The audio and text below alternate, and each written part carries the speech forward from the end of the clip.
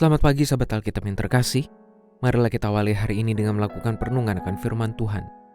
Bacaan Alkitab kita pada hari ini berasal dari Galatia 4 ayat 1 sampai 11. Yang kumaksudkan ialah selama seorang ahli waris belum akil balik, sedikit pun ia tidak berbeda dengan seorang hamba, sekalipun ia tuan dari segala sesuatu. Tetapi ia berada di bawah perwalian dan pengawasan sampai pada saat yang telah ditentukan oleh Bapaknya. Demikian pula kita, selama kita belum akil balik, kita takluk juga kepada roh-roh dunia. Namun setelah genap waktunya, Allah mengutus anaknya yang lahir dari seorang perempuan dan takluk kepada hukum Taurat. Ia diutus untuk menebus mereka yang takluk kepada hukum Taurat, supaya kita diterima menjadi anak. Karena kamu adalah anak, Allah telah menyuruh roh anaknya ke dalam hati kita, yang berseru, "Ya Aba, ya Bapa." Jadi kamu bukan lagi hamba, melainkan anak. Jikalau kamu anak, kamu juga ahli-ahli waris oleh perbuatan Allah. Dahulu ketika kamu tidak mengenal Allah, kamu menghamba pada ilah-ilah yang pada hakikatnya bukan Allah.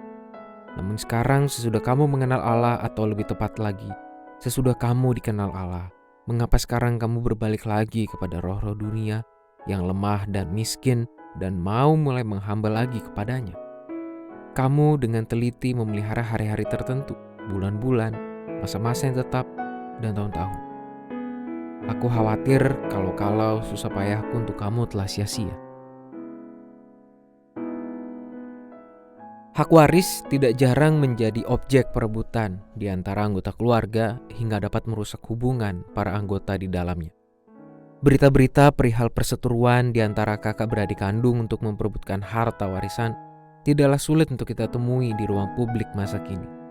Ketidakmampuan dan ketidakdewasaan anggota keluarga untuk menyikapi warisan pun menjadi pemicu yang seringkali menghancurkan hubungan saudara demi mendapatkan materi warisan tersebut. Persoalan warisan memang dapat hadir dalam suasana konflik yang jauh lebih rumit dari sekedar perebutan harta materi. Namun kenyataan sosial semacam ini meskipun menyedihkan, telah menunjukkan bahwa persoalan harta materi memang masih menjadi hal yang sangat penting bagi sebagian orang. Bahkan mereka rela untuk menukar keharmonisan hubungan keluarga dengan harta tersebut. Paulus juga menggunakan konsep warisan sebagai bagian dari hubungan antara umat dengan Tuhan. Ia tentu tidak sedang mengajar jemaat di Galatia menjadi materialistis untuk menuntut Tuhan memberikan harta materi kepada mereka.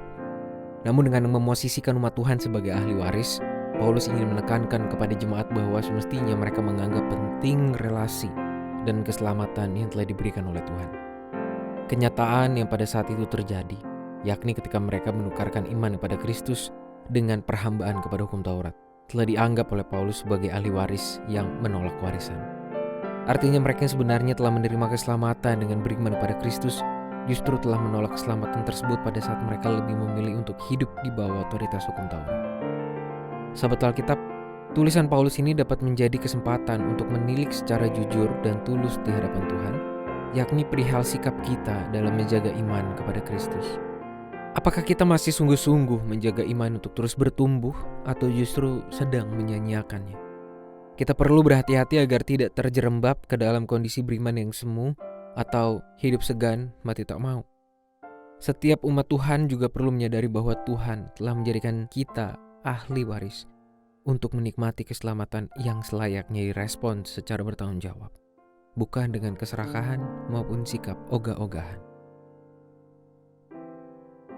Marilah kita berdoa. Tuhan, terima kasih untuk setiap akses yang boleh kami terima dari Tuhan. Bagaimana kami boleh menikmati keselamatan yang telah Tuhan berikan. Tolong kami Tuhan untuk dapat merespon semua itu dengan sikap iman yang bertanggung jawab. Mampukan kami untuk juga terus mengupayakan pertumbuhan iman menjadi umat yang selalu setia kepadamu.